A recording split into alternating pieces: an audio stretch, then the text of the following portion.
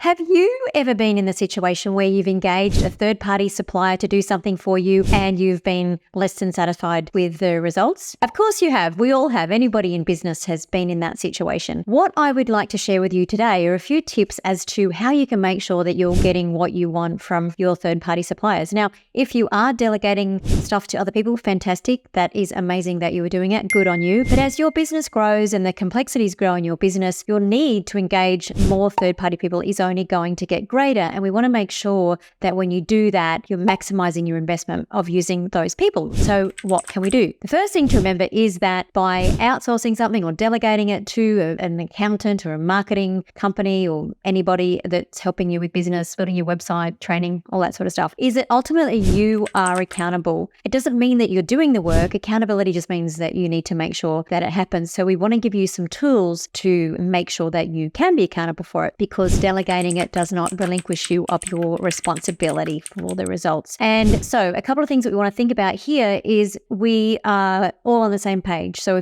let's use an accounting business. If you're outsourcing your accounting, your bookkeeping, that you're very clear what you do and you don't want that company to do for you. I made the mistake early in my career. It's funny, accounting is one of those things that, well, it's probably not my strength. So I was happy to just pass it over. And I noticed a few years into my business, the bookkeeper that we had, she wasn't making massive mistakes, but enough to kind of culminate into some issues that we shouldn't have had in the business. And it was because I didn't want to do it and I'd sort of delegated it out to her and kind of just washed my hands of it. So it was my own fault. I wasn't keeping an eye on what was happening over time. So what we want to do is set up very clear KPIs in the beginning. That's one thing, clear expectations, but also have review points. So whether that's weekly, monthly, whenever that is for you, when you're meeting up with these people and having a conversation and getting them to show you just top line what they've been doing so that you can make sure that they're delivering on what your expectations are. And that way, if there are things that aren't quite right, you're picking them up early and not leaving them until they become a problem in your business. The other thing I recommend is whatever you're going to be giving to somebody else as an important chunk of your business management is to learn to a certain degree what you're outsourcing. Let me explain a little bit. So accounting's a good one. Like, I'm certainly not an accountant,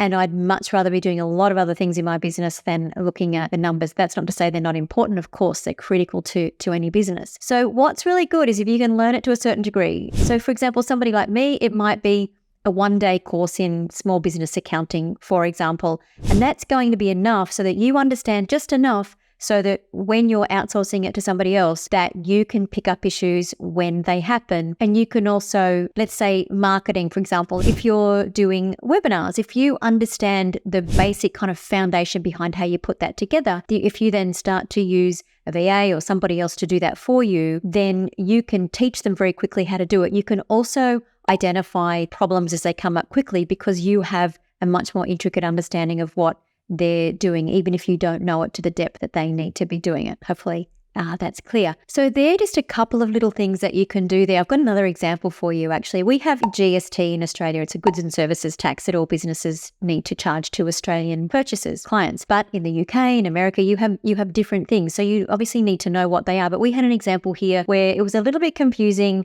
as to the clients that we had who was paying GST. It wasn't really that clear who was in Australia and who was outside. And as a result of that, we ended up overpaying our GST until I picked it up. And the only reason that I picked it up, it's certainly not because I'm a good bookkeeper and a good accountant. It's that I know my business. I know the people in my program that are in Australia and around overseas and who are overseas. So I was able to see it very quickly. But if I hadn't have taken the time each month to just review our accounts, it never would have been picked up and we would have been lots of money out of pocket because nobody picked it up. So don't fall in the habit of assuming because you've given something to an expert to look after for your business that it's just going to be done. Make sure that you still stay as close as you need to it to understand that it's being done properly so that you can identify issues quickly as they come up. Problems that come up, if they do, you can identify them quickly and be on top of them and make sure that you're getting the absolute best value from your partners in business. They want to do a good job for you. There's a couple of easy things that you can do there to help them do that. Hope that's helped,